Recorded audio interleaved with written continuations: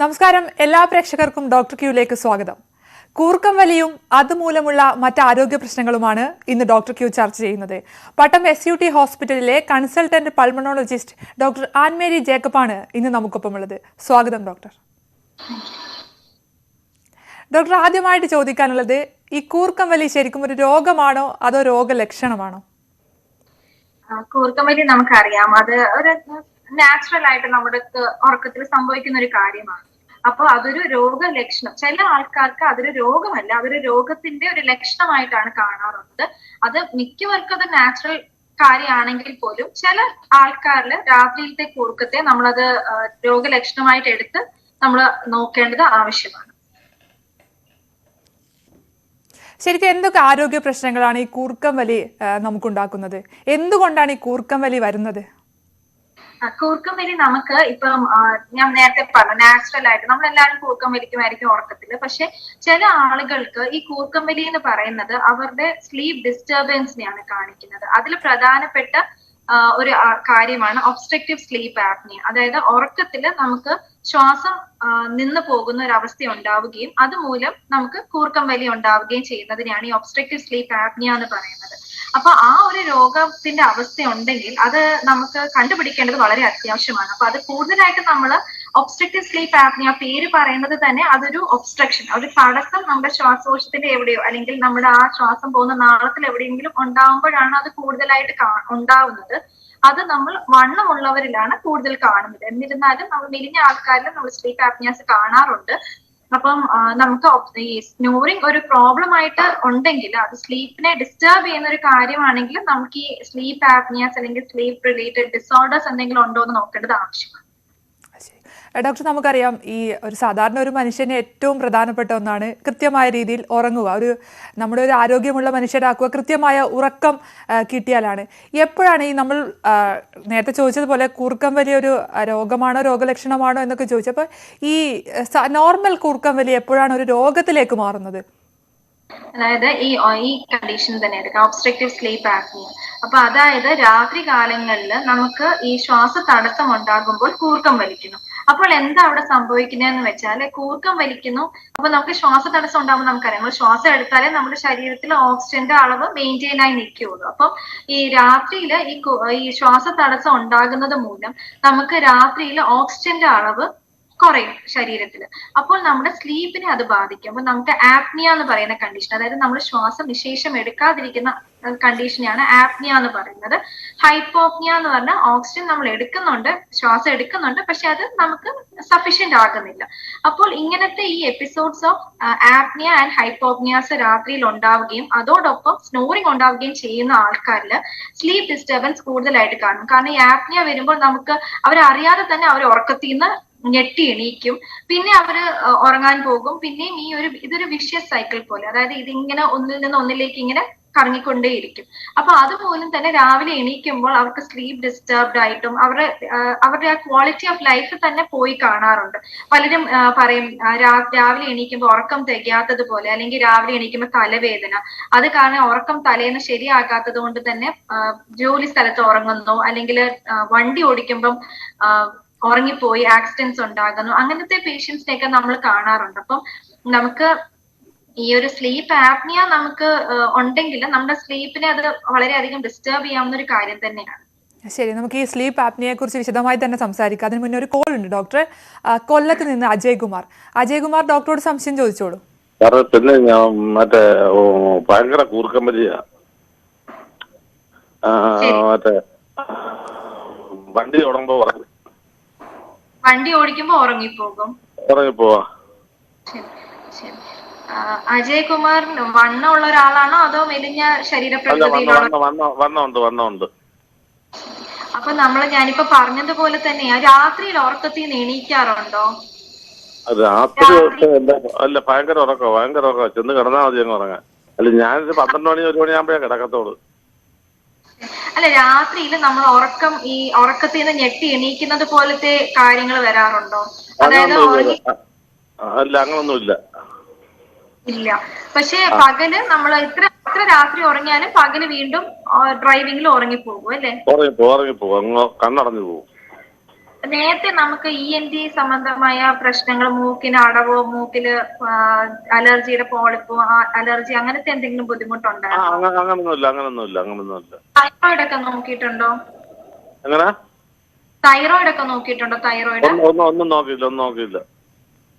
അപ്പൊ ഇത് അജയ്കുമാർ ചെയ്യേണ്ട 2 കാര്യം. ഒന്ന്, നമുക്കൊരു തൈറോയിഡ് കൂടുതലാണെങ്കിൽ നമുക്ക് രാത്രിയിൽ കൂർക്കം വലി ഉണ്ടാവാം.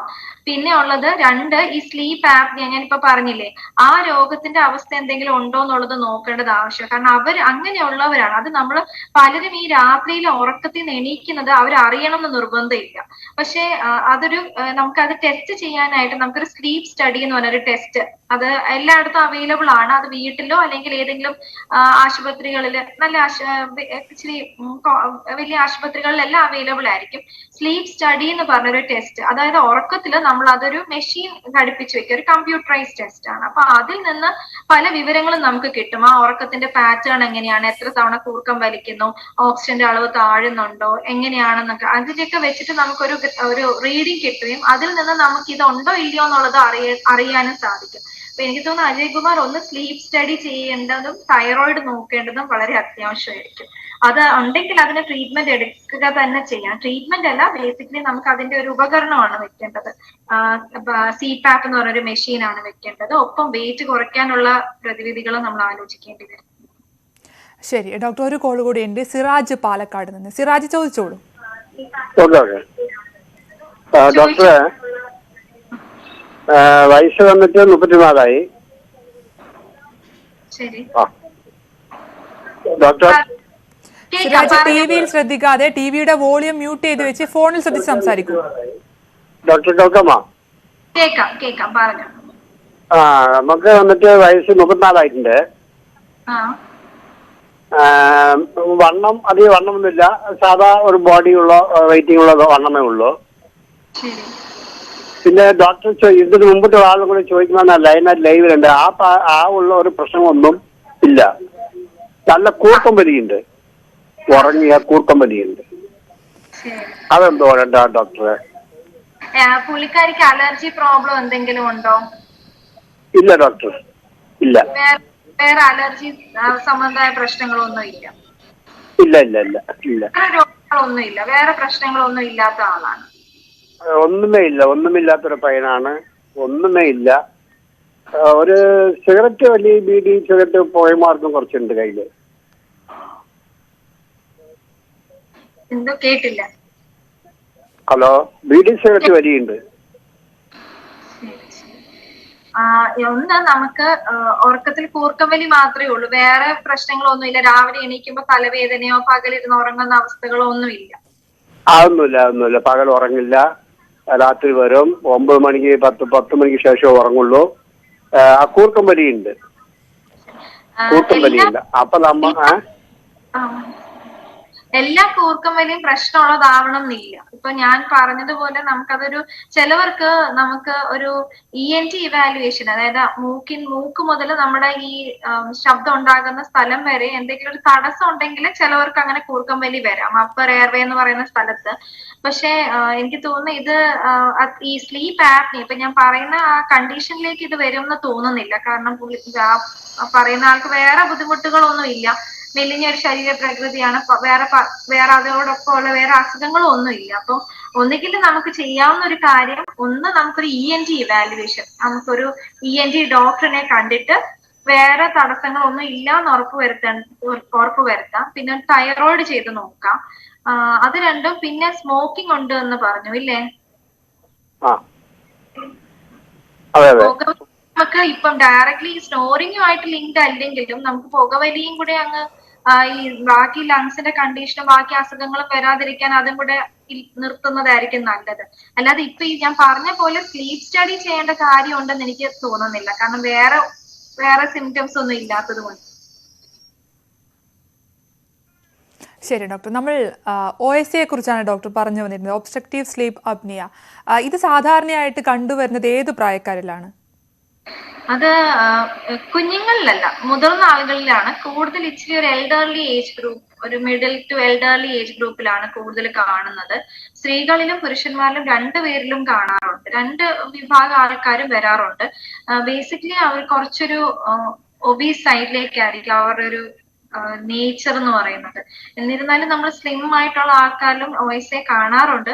പക്ഷെ കൂടുതൽ ഒബീസ് ആയിട്ടോ, പക്ഷെ ഇച്ചിരി ഒരു middle two elderly age group രണ്ട് മെയിൽസ് ആൻഡ് ഫീമെയിൽസിലും കാണും. ശരി ഡോക്ടർ, അതിന്റെ കൂടെ ചോദിക്കാനുള്ളത്, നമ്മൾ ഇത് നോർമൽ കൂർക്കം വലിയാണോ അല്ല ഒബ്സ്ട്രക്റ്റീവ് സ്ലീപ്പ് അപ്നിയാണോ, എങ്ങനെയാണ് നമ്മളത് തിരിച്ചറിയാൻ, നമുക്ക് മനസ്സിലാക്കാൻ കഴിയും എങ്ങനെയാ?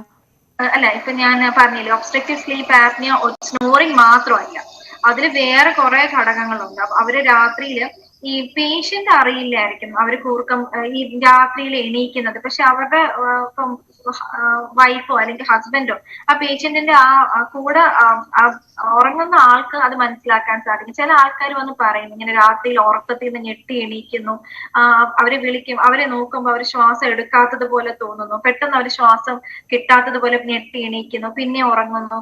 പക്ഷെ ആ പേഷ്യന്റിനോട് ചോദിച്ചാൽ അത് അറിയണം എന്നില്ല. അപ്പൊ എല്ലാ സ്നോറിങ്ങും ആപ്നിയാസ് ആവണം എന്ന് നിർബന്ധമില്ല. പക്ഷെ ആപ്നിയ ഉള്ള ഒരാൾക്ക് സ്നോറിങ് മാത്രമല്ല, ഇതുപോലെ ഈ ഉറക്കത്തിൽ ഇങ്ങനെ എണീക്കുന്ന ഇങ്ങനെ ബുദ്ധിമുട്ടുകൾ വരും. രാവിലെ എണീക്കുമ്പോൾ തലവേദന കാണും, അവർ അത് കാരണം ജോലിക്ക് പോകുമ്പോഴത്തേക്കിന് ഇരുന്ന് ഉറങ്ങിപ്പോകും, ട്രാഫിക് ആക്സിഡന്റ്സ് വരാനുള്ള സാധ്യത, അങ്ങനത്തെ കുറെ ഘടകങ്ങൾ ഇതിനോടൊപ്പം ഉണ്ട്. ശരി ഡോക്ടർ, നമുക്കൊരു കോൾ ഉണ്ട് കണ്ണൂരിൽ നിന്ന്. പ്രമോദ് പറഞ്ഞോളൂ. ഹലോ പ്രമോദ്, ടിവിയുടെ വോളിയം കുറച്ച് വെച്ച് ഡോക്ടറോട് സംസാരിച്ചോളൂ. Okay okay okay.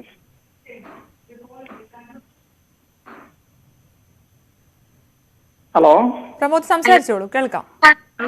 സാർ, ഇത് പിന്നെ രാത്രി വല്ലാണ്ട് കുറുക്കം വലിയുണ്ട്. പക്ഷെ അതിന് ചിലര് പറയുന്നത് വെച്ചാൽ ഹാർട്ടിന് സംബന്ധമായി എന്തെങ്കിലും അസുഖമുള്ളവർക്ക് വരുന്നുണ്ട്. എനിക്ക് ആൻജിയോപ്ലാസ്റ്റി ചെയ്തതാണ്.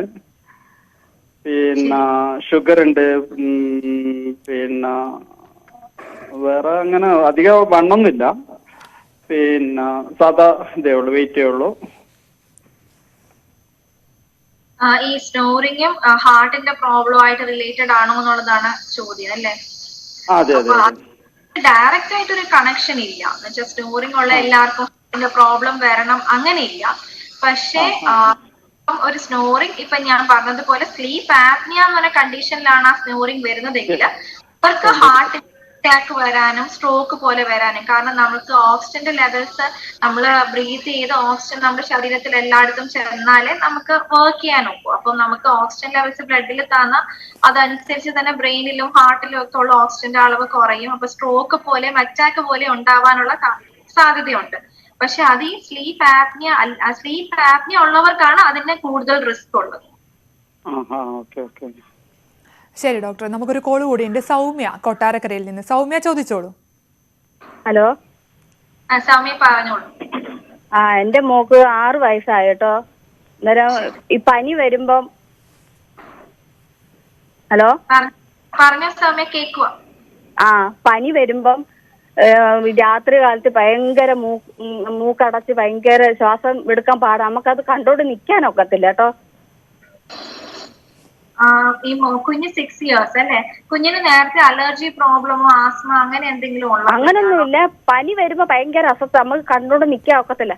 ഭയങ്കര ശ്വാസം എടുക്കുമ്പോ ഭയങ്കര ബുദ്ധിമുട്ടാ. ആ സമയത്ത് നമ്മൾ വീസിംഗ് പോലെ കേൾക്കാറുണ്ടോ? പുറമേക്ക് വീസിംഗ് പോലെ കേൾക്കാം. നമ്മൾ മറ്റൊരു മുറി മോളെ കിടത്തി നമ്മൾ ഇപ്പുറത്ത് നിന്നാലും നമുക്ക് അത്ര ഇതില് നമുക്ക് കേൾക്കാം സൗണ്ട്. കൂർക്കം വലിയാണോ പറയുന്നത്, വീസിംഗ് ആണോ പറയുന്നത്? കൂർക്കം വലിയ മൂക്കടച്ച് ഇങ്ങനെ കിറുന്നങ്ങ് വലി ഭയങ്കര നമുക്ക് നല്ല സൗണ്ട് നമുക്ക് ഇപ്പുറത്തെ മുറിയിൽ നിന്നാലും നമുക്ക് കേൾക്കാം. കുഞ്ഞിന് ഉറങ്ങാനും. അത് ഈ പനി ജലദോഷം ഒക്കെ വരുമ്പോ നമുക്ക് നേസൽ ബ്ലോക്ക് വരും, അതായത് മൂക്ക് അടഞ്ഞിട്ടേ അങ്ങനെ വരും. അത് കൂർക്കം വലി ആവില്ല. അത് കുഞ്ഞിന്റെ ആ മൂക്ക് അടയുമ്പം, അല്ലാത്ത സമയത്ത് കുഞ്ഞ് നോർമലായിട്ട് പനിയൊന്നും ഇല്ലാത്ത സമയത്ത് വേറെ രാത്രി ഇല്ല, നോർമലായിട്ടാ ഉറങ്ങുന്നത്. ഇപ്പൊ നേസൽ ബ്ലോക്ക് ആണ് കുഞ്ഞിന് വരുന്നത്. അതായത് പനിയൊക്കെ വരുമ്പോ നമുക്ക് ജലദോഷം വരുമ്പോ നമ്മുടെ മൂക്കടയില്ലേ, അപ്പൊ അതിന് നമുക്ക് ഉപയോഗിക്കാവുന്നത് ഒന്നുകിൽ നേസൽ ഡ്രോപ്സ് യൂസ് ചെയ്യാം. ആ സമയത്ത് നമുക്ക് നേസിവിയോണോ അല്ലെങ്കിൽ നോർമൽ സലൈൻ നേസൽ ഡ്രോപ്സ് അല്ലെങ്കിൽ അത് ഒഴിക്കാന്നുള്ളത് മാത്രമേ ഉള്ളൂ. അല്ലാതെ അതിന് നമുക്ക് പിന്നെ ഇൻഫെക്ഷൻ അല്ലാതെ നമുക്ക് ഈ കുഞ്ഞുങ്ങളെ എത്രത്തോളം നമുക്ക് നോക്കാം എന്നുള്ളതും കൂടെ ആലോചിക്കാം. അത് അത് ഈ കൂർക്കം വലിയല്ല, അത് കുഞ്ഞിന്റെ മൂക്ക് അടഞ്ഞിട്ട് വരുന്നതാണ്. ഇൻഫെക്ഷൻസ് ഒക്കെ വരും. പനിയാകുമ്പോ നമുക്കത് കണ്ടോണ്ട് നിക്കാൻ ഒക്കത്തില്ല, ഭയങ്കര സൗണ്ട്. നമുക്കങ്ങ് അസ്വസ്ഥതയെന്നല്ല, നമുക്ക് കുഞ്ഞിനങ്ങ് ശ്വാസം കിട്ടാത്തത് പോലെ അങ്ങ് വല്ലാത്ത രീതിയിലാ കുഞ്ഞങ്ങ്. അങ്ങനെ ആ സമയത്ത് നമുക്ക് ചില കുഞ്ഞുങ്ങൾക്ക് നമുക്ക് അത്ര ബുദ്ധിമുട്ടായിട്ടുണ്ടെങ്കിൽ ഹോസ്പിറ്റലിലൊക്കെ നേസൽ സക്ഷൻ എന്ന് പറഞ്ഞ് കിട്ടും. അതായത് അത് നമുക്ക് ഹോസ്പിറ്റലിൽ അവൈലബിൾ ആയിട്ടുള്ളൂ. അതായത് നമ്മൾ കുഞ്ഞു പിള്ളേർക്ക് മൂക്കില് സക്ഷൻ ചെയ്ത് ആ കഫം എടുക്കാറുണ്ട്.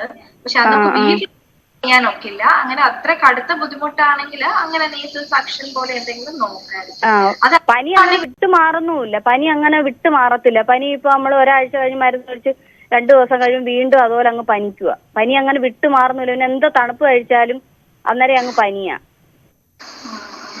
അത് നേസൽ ബ്ലോക്കിന് നമുക്ക് സലൈൻ നേസൽ ഡ്രോപ്സോ അല്ലെങ്കിൽ ഇങ്ങനത്തെയൊക്കെ ഒഴിക്കുന്നതായിരിക്കും പറ്റുക. അല്ല അത് പിന്നെ വലിയ ബുദ്ധിമുട്ടെങ്കിൽ ENT ഒന്ന് കാണിച്ച്, ENT ഡോക്ടർമാരെ കണ്ടിട്ടുണ്ടോ?